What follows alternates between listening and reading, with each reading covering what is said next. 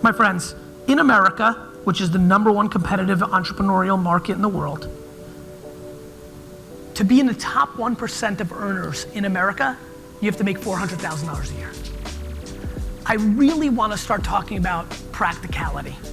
This whole notion that everybody has to make millions and millions and millions of dollars is insanity.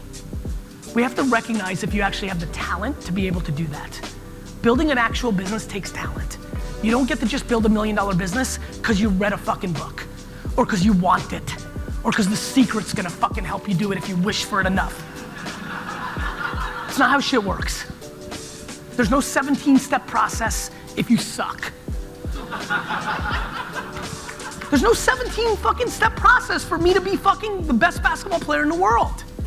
It doesn't exist. There's no fucking 17-step process to make me fucking Beyonce. It doesn't exist. We have to, at all costs, reframe the conversation of entrepreneurship and building businesses.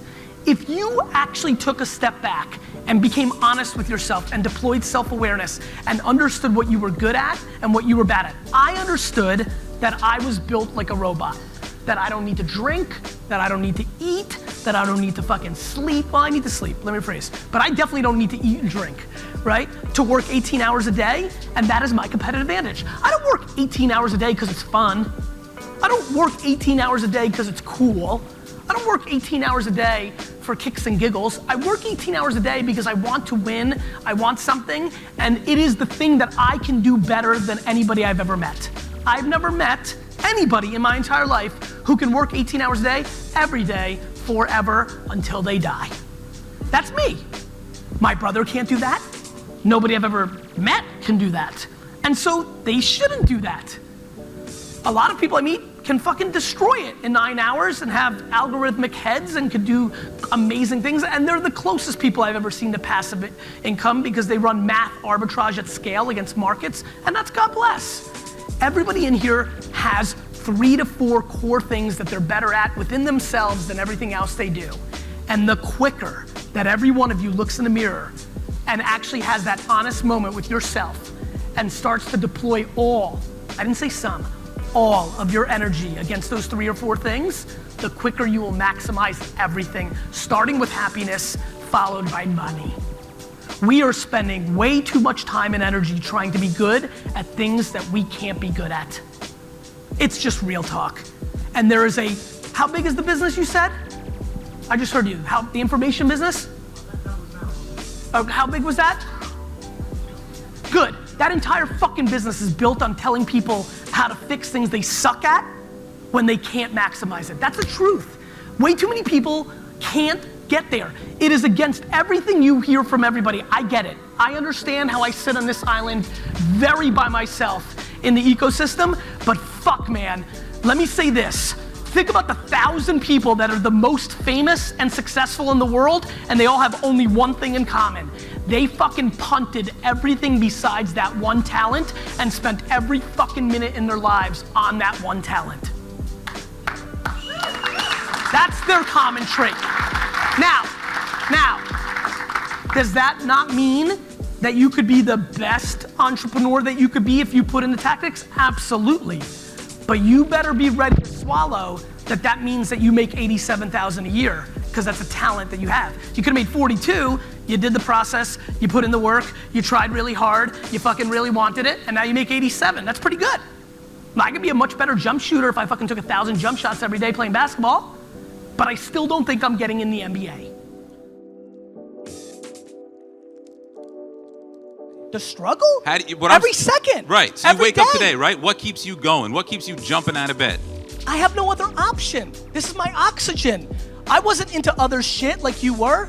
This is all I ever knew. I'd fucking pick flowers and sell it at 4. Lemonade. My hobby in the summer was washing people's cars. How many people here did stuff like that? Wash cars, lemonade stands, hack shit at school. And so, you know, like that's how they're wired, like me, like that's all you knew. Like my brain never thought like, oh, let's go play Nintendo. My brain was like, yo, let's go buy a Nintendo and sell it. I'm gonna rent cartridges. Like that's just all I've ever knew. I don't have another gear. I'm fucking basic. I'm one-dimensional. I think that's awesome. I think that's why you're so celebrated, right? But there's a lot of people here who aren't wired that way, and I don't think we want to. And they're lucky. This sucks. But we don't want to discourage them. There's some. I'm not discouraging them. I just said they're lucky. Like, I wish. Do you know how much I wish I wasn't so insane? Like, do you know how much more fun it would be? Like, I would be thrilled to leave 20% of the money and the action and the selfies on the table for a couple more vacations to watch. It'd be fun to know what the fuck's on Netflix. You know, like I wish. I'm not. By the way, I'm not joking. I'm not telling people to be like me. This isn't great. This is just who I am. Let's talk about that self-awareness, right? Because that's the key to this. You are authentically you. Yes. And I think the key point here is we're not saying be like Gary. No, I'm saying be like you. Yeah, and how do people find that? How do people find that thing that's authentically them? I don't know. I really don't. How do they know when it's not? The results.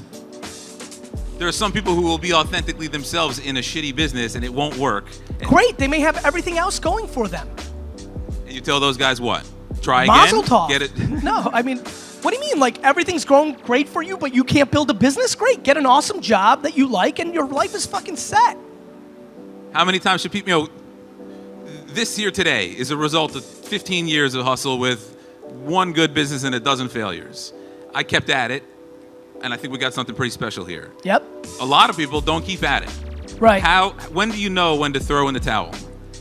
I think that's a personal question for everybody, right? There's family dynamics. You may have a parent pass away.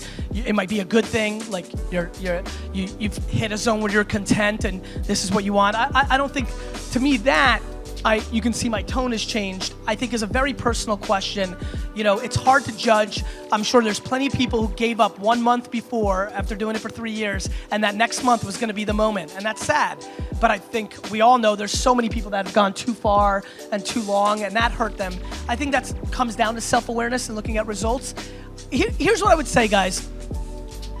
It doesn't matter what I just said for the last 20 minutes. It doesn't matter the reverse of my argument for the last 20 minutes. It's a constant storm to try to figure out what you're about, and you change. At 26, you're all about the hustle, you're gonna be a billionaire, this and that, and then you go to the bar one night and you fall in love. And it changes what you care about, right? And then you have a child, and then this happens, and then that happens. Things change.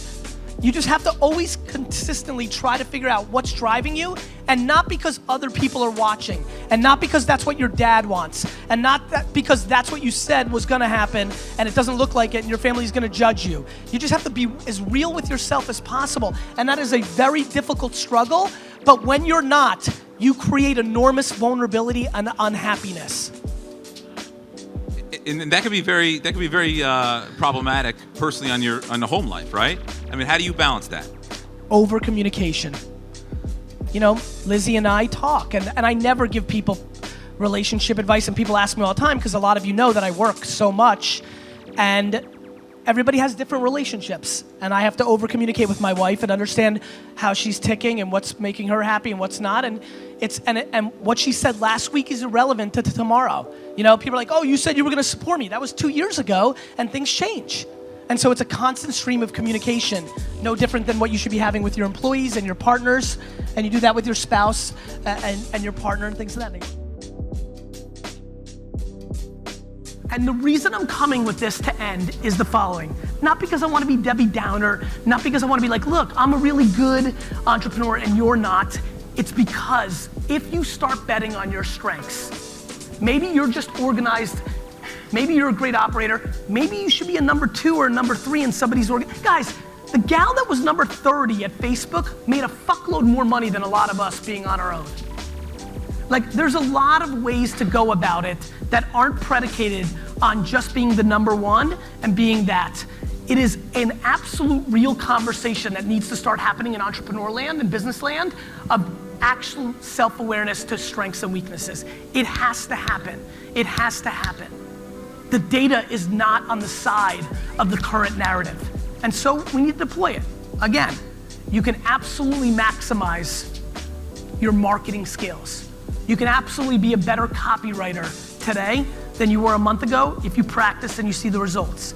But please, please understand that practical optimism is an absolute blueprint for success versus blind hope. It's real. It's real. And you know what the funny part is? Most of you know it.